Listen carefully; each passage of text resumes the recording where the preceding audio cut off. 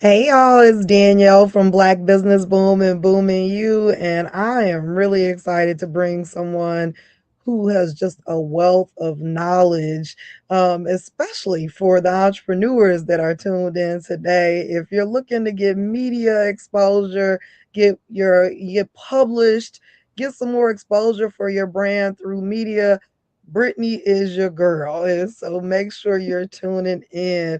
Brittney, how are you today? I'm doing well, Danielle. It's so good to see your face. I don't get to see you enough. I know, because I'll be in the house. But I'm coming outside. I'm coming outside this year Yes, as the weather gets a little better. Well, yeah. I need to formally tell the folks you are Brittney Oliver, founder of Lemons to Lemonade. You do some amazing things both on and offline, some great events here in Nashville, but you really specialize as a freelance writer for national publications. And I think it's going to be really important for the entrepreneurs, especially that are tuned in, to hear from the perspective of someone who's been able to land so many media opportunities. How do they make this work for them as well? So let's go ahead, let's get to it.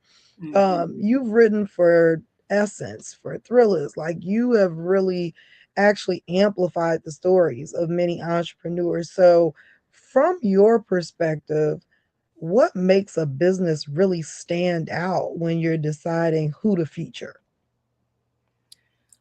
Danielle, it's about the story. It's about how you deliver your story. Right now, people want to know the person behind the brand. They want to know your why. They want to know, what inspired you, how you operate, how you are succeeding. And those stories matter, and so positioning yourself as an entrepreneur with a story is so important.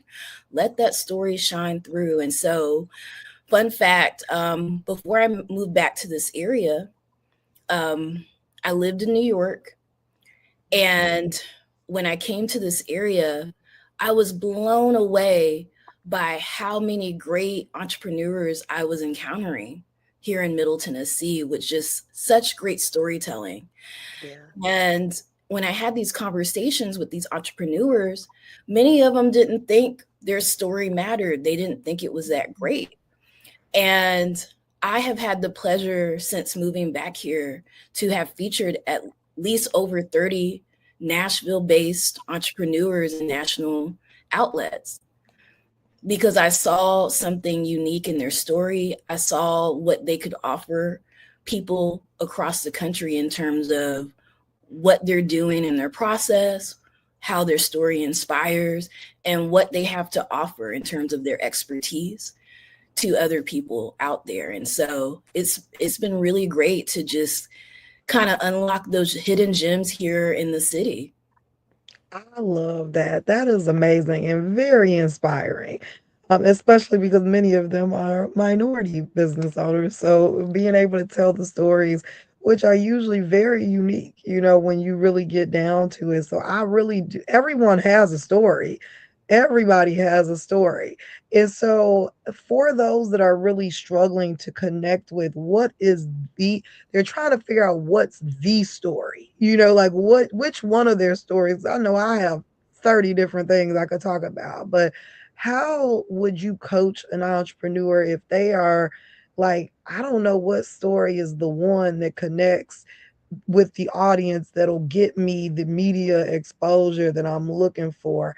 How would you encourage them or coach them to find the story? Yes. So what I tell business owners is to break themselves down into different angles. So all of your stories could work. The issue or the challenge is when to use those particular stories for the right time, right? Timing is everything. There's seasons to media.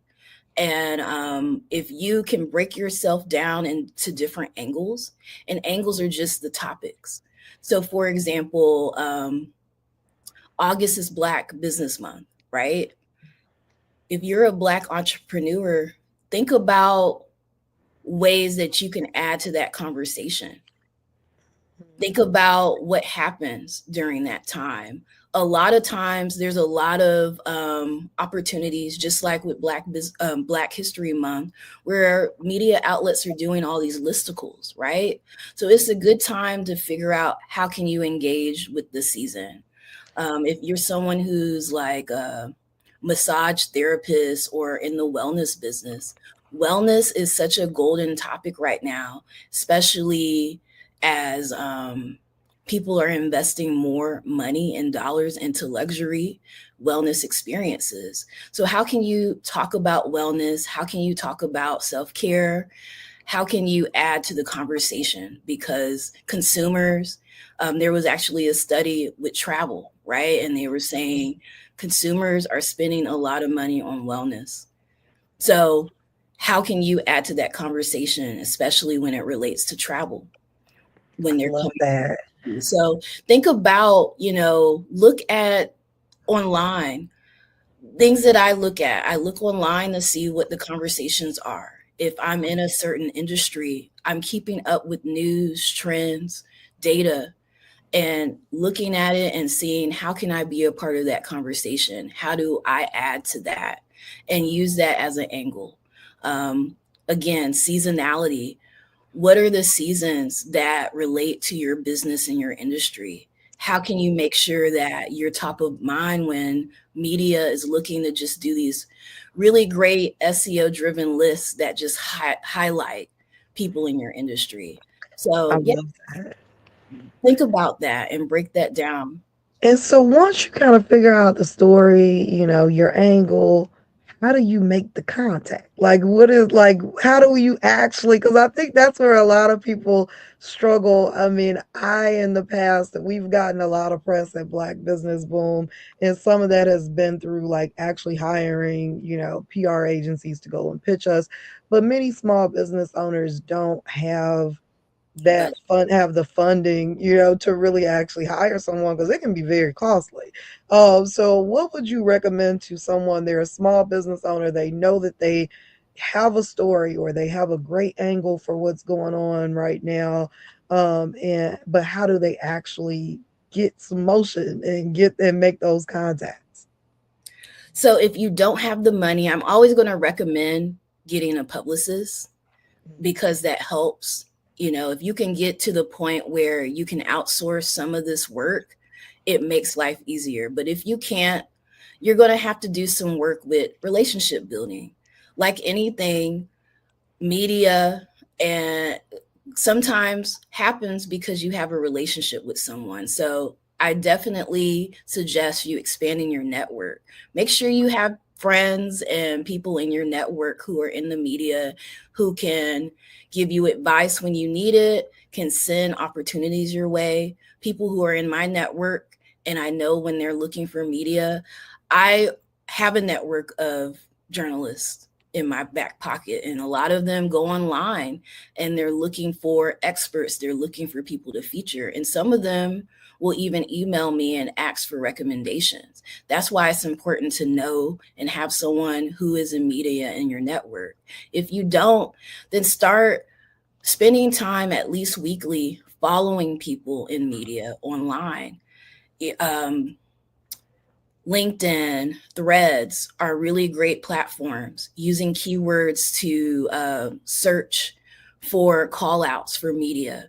I always see a lot of my peers looking for people to highlight on there. And so follow the people that you like. Also, if you see an article that was already published and you feel like, man, I wish I was contacted Yeah. for that, follow that journalist, follow them, get to know them, try to engage with their content, and let them know who you are because there might be an opportunity later on for you to be featured. And so it's all about making the connection, expanding your network, and utilizing social media. It's right in front of you. Who you're looking for is literally a click away. Yeah, I love that. And I think also it's important, and I'm going to ask you a little bit more about like what it means to me be media ready. But many times we are not as active on our social media. And so we're not top of mind when these opportunities are coming up. So I think it's really important that you're being consistent with what you're posting on your own. Because sometimes I look at businesses, I'm like, I don't know if they open or not. Like I don't even know if they're open because they've not posted in 3 years. So at least being posting, it's having some regular cadence to posting so that people know that you're still out here, you're still doing the things, even publishing some thought leadership articles and things like that, so that people do see you as that leader in whatever your industry is as well. And so, outside of that, are there other things that you can recommend for small business owners so that they are media ready? Like, first of all, what does that mean? And what do you do? Because I have had media find me, so it's not like every opportunity we've had is because we had a publicist. Some of it has just been they Googled, or they saw a post and they were like, tell me more about that and can we feature you? And so, what does it really truly mean to be media ready when those opportunities find you? Yes. So being media ready means having accessible digital footprint. And that starts with your website. I'm going to go back to I've written guides for, Essence and Thrillist featuring Black owned businesses. And doing those guides were hard. And it was hard because some businesses just weren't media ready.